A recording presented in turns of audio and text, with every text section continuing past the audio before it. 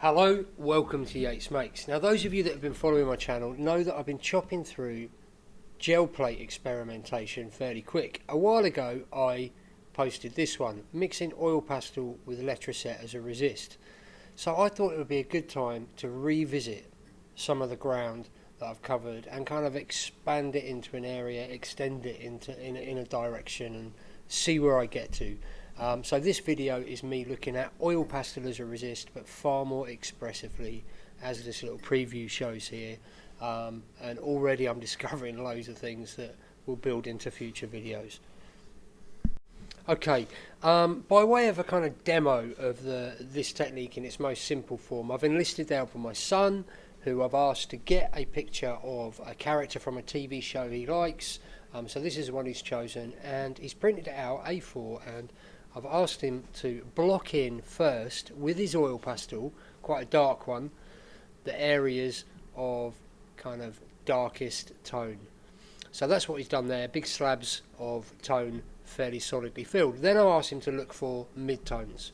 And you do want to make sure you select a photograph that's got a good range of highlight, dark and mid-tone. So he's doing this in a very sketchy, loose manner. I gave him a strict time limit because I kind of wanted to explore the expressive quality, having already done quite a graphic image with oil pastel. So here he is, working quite loose, working quite quick, working on his mid-tones, having built up some solid areas of dark. Now, I've next asked him to ink up in black. This is Amsterdam acrylic, and we're going to use that drawing face down, very light pressure for about 20 seconds, peel back, have a little sneaky peek, and you'll see that the oil pastel acts as a resist, and then the paper lifts up where your highlights are. So we let that dry, then we've inked up in white, and we're going to pull this off with that wet layer of white. So there he is, having inked up, peel it back, and hopefully that's communicated the kind of basic principle. Now that's enough. I think these have got a really lovely visual quality of their own, nice and expressive and loose. Obviously you've got the structure of working over a photograph that could really help, you know, if you're not so confident in drawing as well. So he was dead chuffed with this one and enjoyed exploring kind of directional mark making and so forth, and does encourage him to be more confident with being expressive when he's just drawing from observation. So now that I've got that little demo out of the way, I'm going to show you how I've pushed this in a further direction. So here's the image I've chosen again a very tonal image, but I've chosen one of Käthe Kollwitz, who is one of my absolute artistic heroes. She's a German expressionist. I'll write her name down for you. So it's Käthe with the dots over the eye, Kollwitz. Yeah, for so many reasons, her life story, her work, she's an absolute inspiration, a proper titan of 20th century art who I love. Okay, so beyond it being a hero, there are other elements like the tonal balance, yeah, the highlights, the lowlights, the mid-tones, they're going to help. Now, you'll also notice I've printed two copies, look. That's because I want to separate some tones. So I'm going to start with a medium tone oil pastel, and I'm going to aim for my mid-tones, my greys, and again thinking about directional mark making, but I'm only aiming for the grey, and this I'm going to transfer as my kind of first layer, as you'll see me do soon, and then going to try and register a second and even a third layer over the top and build some depth into the image. So a quick point I want to make on the next stage is don't forget your background. As I'm doing here, look, I'm going to move on to the background. This area, don't neglect it. If there's tone, put it in, because this is going to really pull, you know, this silhouette, the profile of the face forward, the highlight. So I'm not going to aim to do all of the detail. I'm just going to put some general tone down to hopefully create a bit of depth in my image. You'll see why this is really important. Okay, you want to use a nice sharp edge to get some of your details. So look around the eye there, just try and use, you know, you can even break a piece off. Okay, about ready to start thinking about my second layer and transferring. So I'm just chosen, this is a, what is it, a Daler Rowney graduate acrylic, red ink, red paint, beg your pardon. So I'm inking up the plate. You don't need much. Yeah, I'll roll this out and hold it up to the camera just so you can get a feel for the texture and how it reflects the light. But you can see there, the plate is still quite transparent, and you know, this is kind of a medium body acrylic, so I'm really going quite thin here. If I hold it up, you'll see for yourself. Okay, so once your plate is inked up, you then are, just like before, going to flip that transfer over, and again, flat of your palm, and just really gentle, even pressure. And I reckon give it about 20 seconds. I don't know what this is in real time. What, we're up to about 5 seconds already. Yeah, avoiding using my fingertips. I reckon we're up to about 20-25 seconds by that point. There was a little jumping time, and you can see, okay, it's a bit of a mess because it's just my midtones, remember, it's only my first layer, but you can see it's definitely transferred. There's good range in mark making. I've got some areas of dark and some areas of clean plate as well. Okay, so one thing I'll say now about this technique is the acrylic paint really dries in the process of transfer. Alright, so I reckon it's a safer bet to let this now dry completely, and then we'll transfer it using gel medium. In the meantime, while that is drying completely, I can work on my black. So I've got my second photocopy here. I should have mentioned as well, these are just standard printouts from my inkjet printer. Okay, there's not any fancy laser copies or anything. It's just set on draft, as cheap as chips. Yeah, just you know, it's the oil pastel that is doing the resist work for you. Nothing to do with the quality of the printout. Alright, so again, just working on my blacks this time, aiming for my blacks only, knowing that I've already done quite a lot of tonal work through my first layer of midtones. So again though, definitely concentrating on confident bold marks and a kind of directional mark making as well. Of course, if you want to be more precise, you know, take longer. I just personally enjoy kind of quite a lively, loose kind of visual quality in art. So for the purposes of this video as well, it kind of, I need to communicate a lot quite quickly. So alright, so my red layer, if you remember, which is my first one, my midtones, is now dry, so a little bit of gel medium on. Why do I always kind of like, I always overdo it on the gel medium? I don't know why. I think it's because you can't see it, so you always put a little bit more on just in case.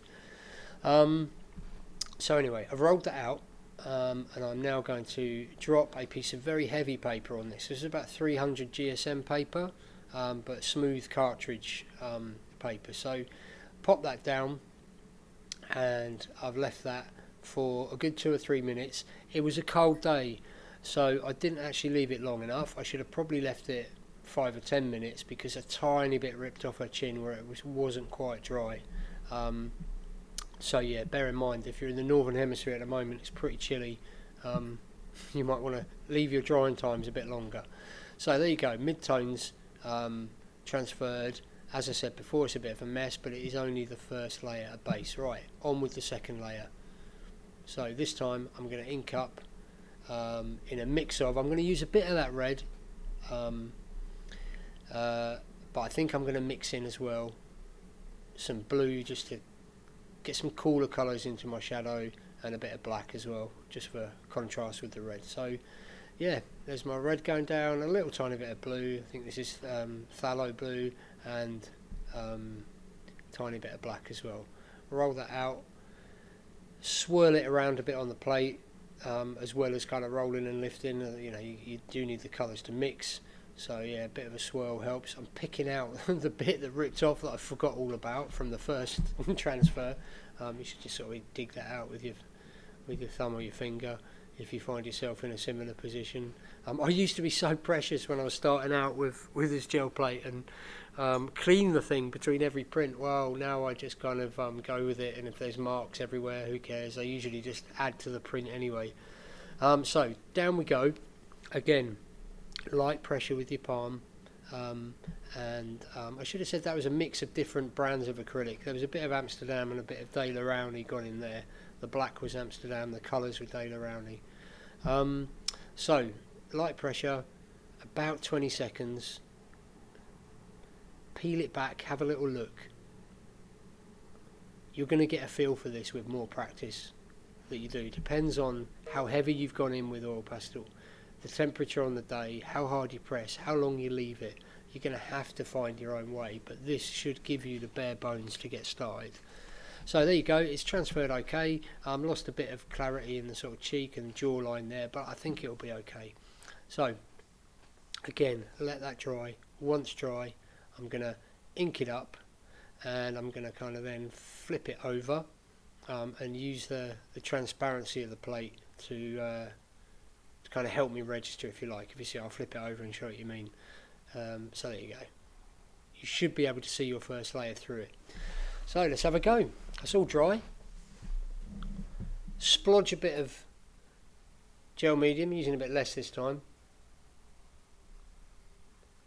and roll it out nice and thin and even, working quite quick. You don't want it to dry too much. And then we're going to flip that over and register.